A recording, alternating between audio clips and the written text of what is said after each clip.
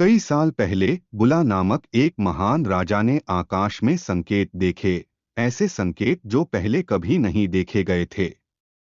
इन शगुनों ने दुनिया के सबसे महान राजा के आगमन की घोषणा की।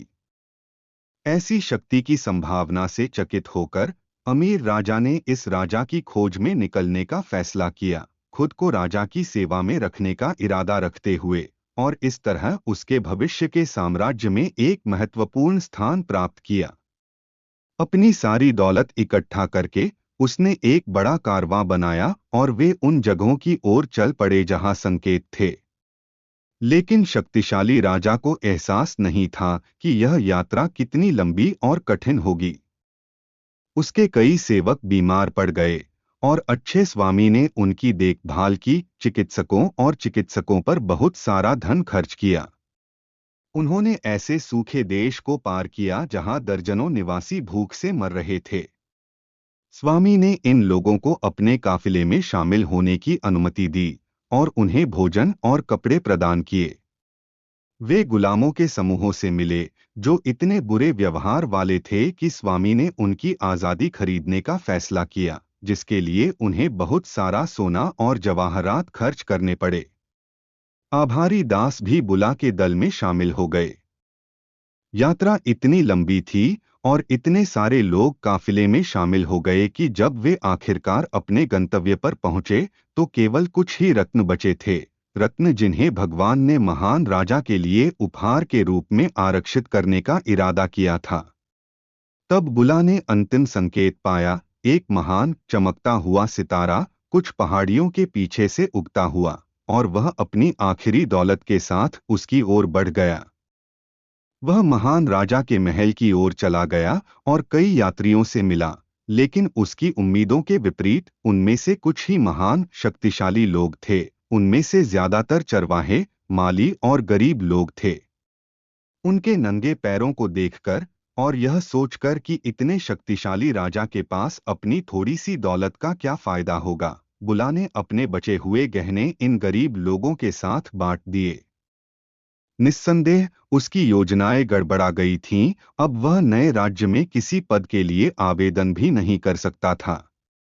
बुला ने वापस लौटने और घर जाने के बारे में सोचा, लेकिन वहां पहुंचने के लिए उसने बहुत कुछ सहा था और वह कम से कम दुनिया के नए राजा को देखे बिना नहीं जाना चाहता था। इसलिए वह चलता रहा और उसने देखा कि एक मोड़ के बाद सड़क समाप्त हो गई। महलों, सैनिकों या घोड़ों का कोई निशान नहीं था।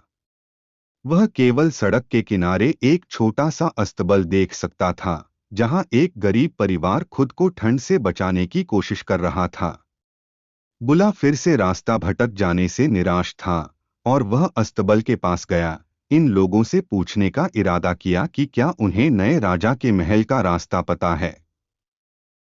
मैं उसके लिए एक संदेश लाया हूं, उसने उन्हें एक चर्मपत्र दिखाते हुए समझाया। मैं उसकी सेवा करना चाहता हूं और उसके राज्य में एक महत्वपूर्ण पद पाना चाहता हूं।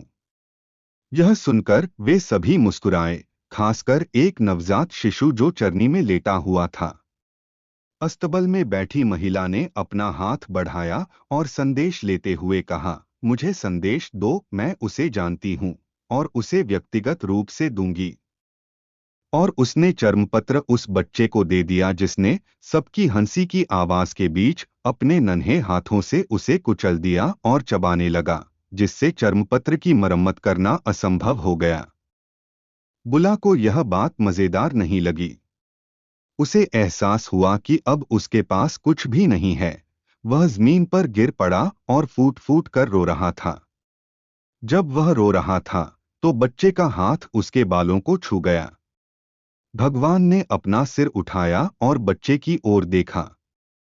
वह चुपचाप मुस्कुरा रहा था और इतना प्यारा खुश बच्चा था कि बुला ने जल्द ही अपनी परेशानियां भूलकर उसके साथ खेलना शुरू कर दिया।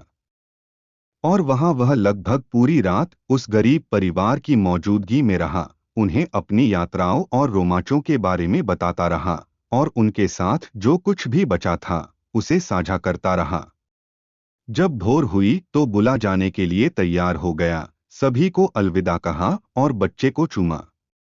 बच्चे ने, जैसा कि वह पूरी रात मुस्कुराता रहा था, भीगे हुए चर्मपत्र को पकड़ा और बुला के चेहरे पर चिपका दिया, जिससे वे सभी हंस पड़े। बुला ने चर्मपत्र लिया और उसे उस आकर्षक परिवार की स्मृति चिन्ह के रूप में रख लिया। उस दिन उसने घर की यात्रा शुरू की। कई दिनों बाद अस्तबल में बिताई अपनी रात को याद करते हुए उसने अपने कपड़ों के बीच चर्मपत्र पाया और उसे खोला। बच्चे की लार ने मूल संदेश का कोई निशान नहीं छोड़ा था। लेकिन ठीक उसी समय, जब वह खाली कागज को देख रहा था, पानी और सोने की बारीक बूंदें चर्मपत्र के चारों ओर हवा में भर गईं और धीरे धीरे उस पर आकर टिक गईं। और खुशी के आंसू उसके गालों पर बहते हुए बुला ने पढ़ा, मुझे आपका संदेश मिला। आने के लिए धन्यवाद और मेरे दोस्तों के लिए लाए गए सभी उपहारों के लिए जिनसे आप रास्ते में मिले। मैं आपको विश्वास दिलाता हूँ, मेरे राज्य में आपका पहले से ही एक महान स्थान है। हस्ताक्षर भगवान कृष्ण।